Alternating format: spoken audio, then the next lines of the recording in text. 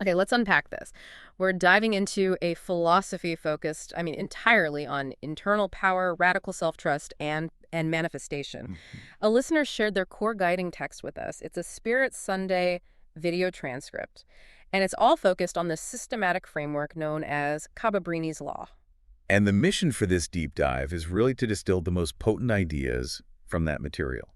We're looking at how we approach decision-making and, maybe more importantly, how we deal with that inevitable doubt that follows a big choice. Right. The teacher at the heart of this philosophy is, well, she's uncompromising.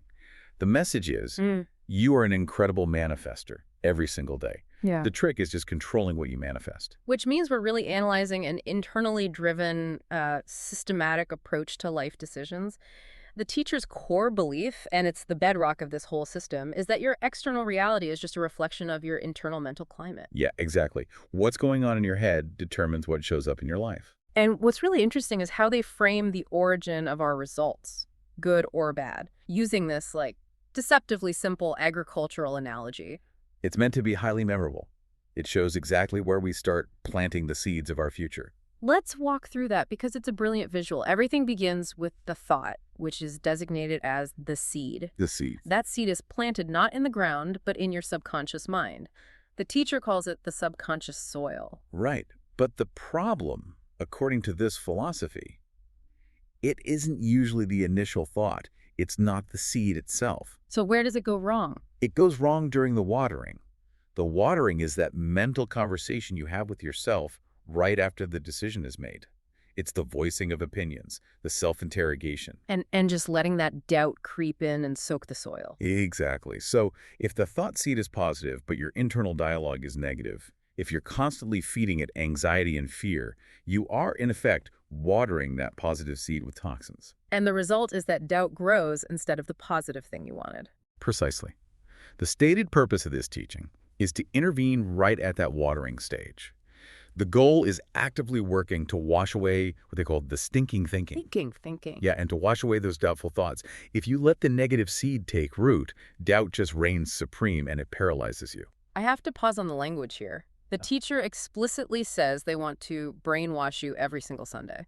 Now that's provocative language. It is. Doesn't that risk alienating people even if the intent is positive? It's definitely a deliberate shock tactic. But when you look at the context, they're using the term brainwash to counter the lifetime of, negative programming we've all received. The stinking thinking. The stinking thinking, Yeah. from society, parents, past failures. The teacher is basically saying, I need an equally intense, systematic effort to reprogram you toward positive certainty. It just underscores the scale of the mental shift that's required. That makes the intensity a lot more understandable. Yeah. So once we see that doubt is the poison in the watering can, we need a framework to replace it. And that brings us to the structure the teacher created, Cabrini-La's law. Right. This isn't just about general positive thinking. It's a codified approach. It is codified. Yeah. And its name is itself a statement of just radical rejection of the old ways. Okay. The source calls it Cabrini-La's law of Fuckthatt. Okay, that's an intense name. It is. Okay. But that powerful phrase, it isn't just a casual dismissal. It's an acronym that defines the entire shift in mental approach. Okay, so we have to peel that back because there's obviously some deep insight hidden in that acronym. What does Fuckthatt actually stand for here? It stands for, finally understanding common knowledge, things happen all the time. Wow. Okay. So it's a mechanism for letting go of the old, conventional, limiting beliefs that introduce doubt, that common knowledge, and recognizing that life is just a continuous process. Things are always unfolding. That's a phenomenal pivot. It turns a phrase of frustration into a philosophical mandate. Now, this law, it's structured around 3 core questions, right? That's the self-inventory stage, yeah. You have to know who you are, what you want, and why you want it. They ensure the seed you're planting is aligned with your authentic self. And once those are answered, the law moves into its 5 principles of action. Right. Principle 1 is simple. Make a decision. But like we said with the analogy, the decision itself is often the easy part. So the law then requires 4 more steps. And the one we're focusing on, principle number 2, is where, the vast majority of people get stuck. Trust the decision. Trust the decision. That's the crux. You can have the best intentions, the clearest goal, but without principle 2, the rest of it. Focus. Take inspired action. Enjoy the journey. it all just crumbles. If you don't trust the seed, you won't focus on nurturing it. Exactly. And this is where the teacher draws that really stark, powerful contrast between external trust and self-trust. Yes, society bombards us with lessons on how to trust other people. We spend our lives vetting friends, partners. Do I trust them? Can I rely on them? But when was the last time any of us were systematically taught how to trust ourselves, Hmm. how to trust our own system, our own timing, or that initial gut feeling we had before the world weighed in? It's a constant loop of seeking external proof, isn't it? The source hammers this home, that this lack of self-trust is devastating because it's what sends us right back to paralyzing doubt. We're looking outside for the validation of an inside job. So trusting yourself in this framework means accepting that the decision you made, the one that's aligned with who, what, and why, is the right one for right now. It's a total commitment to your internal navigation system. That internal navigation system, that's what the teacher calls the God in me, or more universally, the first mind. The first mind is absolutely key to understanding this whole law. It's that instantaneous, intuitive thought you have before logic or fear interferes. Right. The teacher trusts this voice implicitly, believing it speaks off the cuff from the heart and is divinely guided. It's the voice that, when we ignore it, leads to that universal regret. I should have followed my first mind. And the mission of Cabrini-'s law is to short-circuit the doubt mechanism that makes us stop listening to it in the first place. And that leads to the source's most powerful challenge to our conditioning. The rejection of that pervasive idea that if it feels good, it's too good to be true. Oh, that phrase is such a social reflex. It is. It's conventional wisdom, used to preach caution, but in this philosophy, it's labeled a destructive force. Why is that phrase so damaging? Because it's the immediate introduction of doubt right at the moment of alignment. If you make a decision and it feels absolutely perfect, the God choice, the first mind, that conventional wisdom forces you to question the goodness. It's trained us to believe that comfort or ease must be a trap. So it trains us to fail. Yeah. We literally use that common knowledge, the stuff F-U-C-K-T-H-A-T-T is designed to reject, to lead our internal conversations back into self-sabotage. The source flips the script and asks, what if it was so good that it is meant to be true? Exactly. The failure doesn't come from the goodness. It comes from the fear you introduced into the good feeling. And that's when that Jenga tower analogy kicks in. Right. If you trust the feeling, the structure stands, the next action happens. But if you allow that doubt to pull just one peg out, that too good to be true peg, the whole thing collapses. The structure falls because you are no longer operating from self-trust, from principle too. You've gone right back to watering the soil with doubt. And to stop this cycle, the teacher provides specific embodied practices, things you can physically do. This is where theory meets action. Before you even say the affirmations, you have to shift your physical state. You have to embody confidence and trustworthiness first.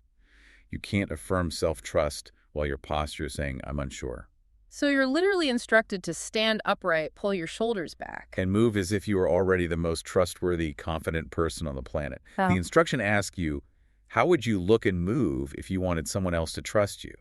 Now stand in that alignment for yourself. It closes the gap between the mental decision and the physical reality. And once that physical alignment is there, you seal the deal with the verbal affirmations. These are the tools to actively block that negative verbal water. So what are some of those statements? Well, the foundational one is simple. I trust myself. But then it expands to acknowledge your history. I trust the wisdom that I carry. And this wisdom isn't just theoretical, it's derived from navigating your specific life's journey. There's a really beautiful nuance in there about past mistakes too, right? Yes, I trust the decisions that I've made. Some may not have been good decisions, but now I know how to make a better decision. It turns mistakes from sources of doubt into sources of knowledge. And the commitment to resilience is absolute. I trust that even if I fall, I will rise again. Then the affirmation links this self-trust back to the spiritual source, concluding with, my steps are divinely guided because I am allowing the God in me to guide me. And the ultimate act of commitment, the final boundary, is the statement that stops the cycle. I am not going to feed doubt with verbal water again. That's the moment you stop pulling the Jenga peg. This whole system, from the questions to the trust and the action, it's all geared toward achieving a state where you can be, do, and have all the things that I want in my life. And the teaching summarizes this through a practical, sustained mantra, a triad of practices to keep that mental climate positive. It's the think right, eat right, drink right, feeling right synthesis. Exactly. Mm. We've spent all this time on think right, the soil and the seed, but the framework insists that the physical body has to be aligned to support that internal climate. Which makes sense. If you're constantly polluting your physical body, it creates friction, sluggishness. And it makes it infinitely easier for doubt and stinking thinking to reassert dominance. You have to eat right and, crucially, drink right. And it's interesting that the teacher admits that the drink right part is still something they are working on. It shows it's an ongoing practice, not a destination. But when those three think right, eat right, drink right are unified, the resulting state is feeling right. And feeling right is the state of having achieved the final stage, what the source material calls the harvest. The harvest. It's the abundance. It's the physical realization of the seeds you planted and watered with certainty, not doubt. It's rising inside you and seeing the return on the investment of self-trust. It fulfills the promise that all that I lost is returning to me. It's the full cycle of the law.